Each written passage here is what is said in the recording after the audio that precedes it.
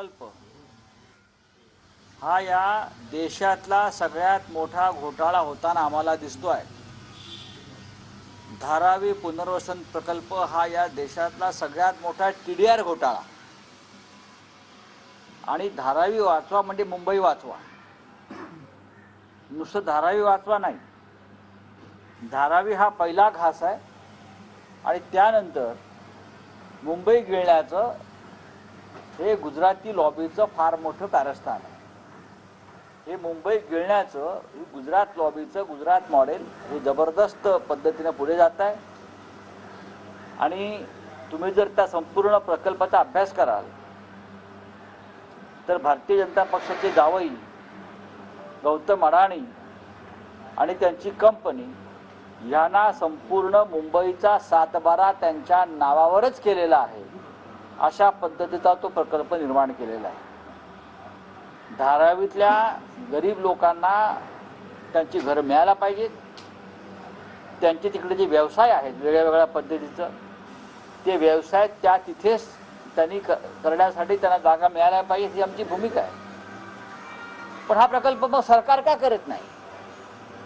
सरकारनं जॉईंट व्हेंचरमध्ये एखादा प्रकल्प करावा। इतकं मोठा धारावी तुम्ही एका उद्योगपतीच्या घशामध्ये घालताय, जो तुमचा जावई असं सांगतोय, हा पहिला प्रश्न आहे।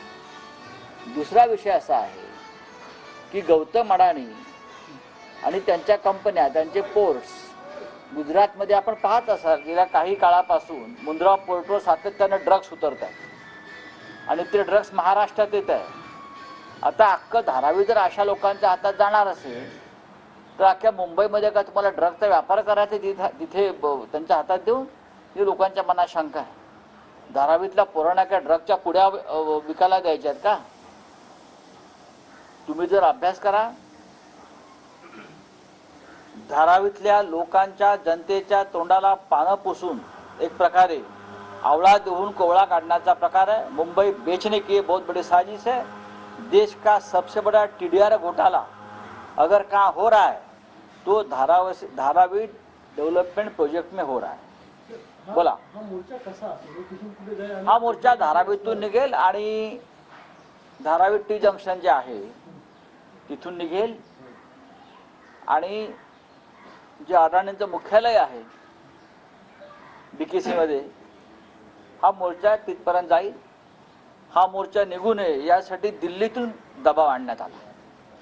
अडाणींच्या विरुद्ध मोर्चा निघू नये यासाठी दिल्लीतून वरिष्ठ स्तरावरून महाराष्ट्र सरकारवर दबाव आला आणि धारावीतल्या जनतेची मुस्कटदाबी करण्यासाठी पोलिसांवर, प्रशासनावर, सरकार तर मिंदेच आहे, सगळ्यांवर दबाव होता। हा दबाव मोडून आम्ही हा मोर्चा काढतोय, कारण आम्हाला मुंबई वाचवायची आहे, महाराष्ट्र वाचवायचा आहे। सगळ्यात महत्त्वाचं म्हणजे काल धारावी पुनर्विकास समितीने एक पत्रकार परिषद घेतली आणि आपला पाठिंबा सरकारला जाहीर केलेला आहे। बघा, सरकारनं त्या आंदोलनामध्ये फूट पाडण्याचा हा नेहमीचा प्रयत्न आहे। जसं राष्ट्रवादीमध्ये फूट पाडली, शिवसेनेमध्ये फूट पाडण्याचा प्रयत्न झाला, बरं का, तसा हा प्रयत्न आहे।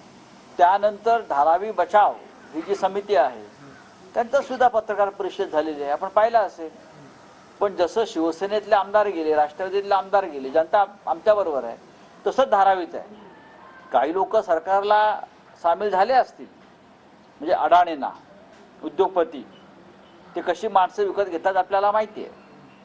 पण या सगळ्याची पर्वा न करता आज जनता मोर्चामध्ये सहभागी होईल आणि लाखोंचा मोर्चा निघेल। TDR लॉबीच्या फायद्यासाठी सुपारी घेऊन धारावीत मोर्चा काढण्यात येतो असं देवेंद्र फडणवीस म्हणाले। बघा, देवेंद्र फडणवीस काय म्हणतात त्याकडे लक्ष द्यायची गरज नाही। मी मगाशीच म्हणालो की या देशातला सगळ्यात मोठा TDR घोटाळा हा धारावी प्रकल्पाच्या निमित्तानं समोर येईल आणि त्या घोटाळ्यामध्ये भारतीय जनता पक्षाचे हात कसे बरबटलेले आहेत हे सुद्धा समोर येईल। ज्यांचं या मुंबईच्या निर्मितीमध्ये, संयुक्त महाराष्ट्राच्या लढ्यामध्ये शून्य योगदान आहे, असे लोक धारावीचा असा सौदा करू शकतात। धारावीमध्ये श्रमिक, गरीब, मजूर, कामगार राहतात, बरं का, दलित राहतात। हा त्यांना फसवण्याचा प्रकार आहे आणि आज धारावीचा घास गिळलाय, उद्या अख्खी मुंबई गिळण्याची ही योजना आहे। उद्धव ठाकरेंना गरिबांना घर द्यायचे नाही, त्यामुळे हा मोर्चा आहे असं बोललं जातं। TDR लॉबी जी आहे अहो मी आत्ताच बोललो ना, मी आता उत्तर काय दिलंय. या देशातला सगळ्यात मोठा TDR घोटाळा भारतीय जनता पक्षाच्या सरकारनं दिल्लीच्या मदतीने हा केलेला घोटाळा म्हणजे धारावी पुनर्विकास प्रकल्प आहे.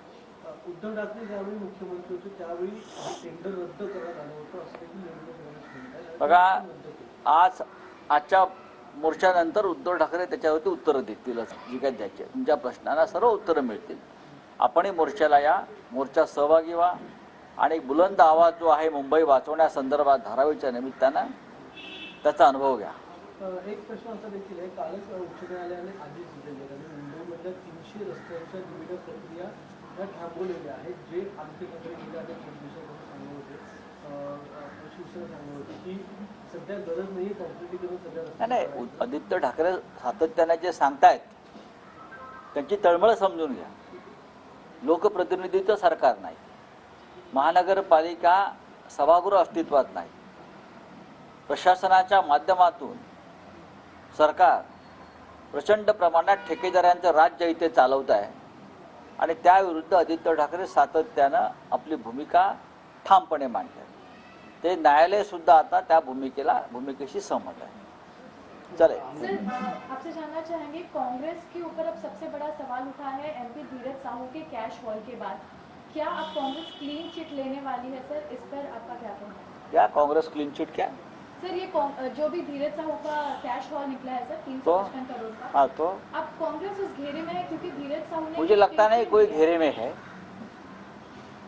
एक कारोबारी है धीरज साहू जो कांग्रेस के सांसद है, उनका 100 साल से भी ज्यादा हो गया, उनका एक कारोबार चल रहा है. मैं उनका एक स्टेटमेंट आज देख रहा था, यस सर, मैं उनका स्टेटमेंट देख रहा हूँ. मुझे लगता है उस बारे में जिसने रेड्स किया है इनकम टैक्स के प्रवक्ता ने सामने आकर बताना चाहिए, क्या ये ब्लैक मनी है, क्या ये काला धन है या और कुछ है. ये हम और आप नहीं बता सकते, ये मीडिया ट्रायल नहीं हो सकती सिर्फ अपोजिशन के लोगों की. अगर इनकम टैक्स के पास जानकारी है ये काला धन है या और कहां से आया है, क्या है, उस बारे में इनकम टैक्स के प्रवक्ता बोल सकते हैं, हम नहीं बोल सकते, या बीजेपी के प्रवक्ता नहीं बोल सकते. अखिलेश यादव कह रहे हैं कि बीजेपी सुरक्षा के नाम पर लोगों को डराना चाहती है. ये सच है.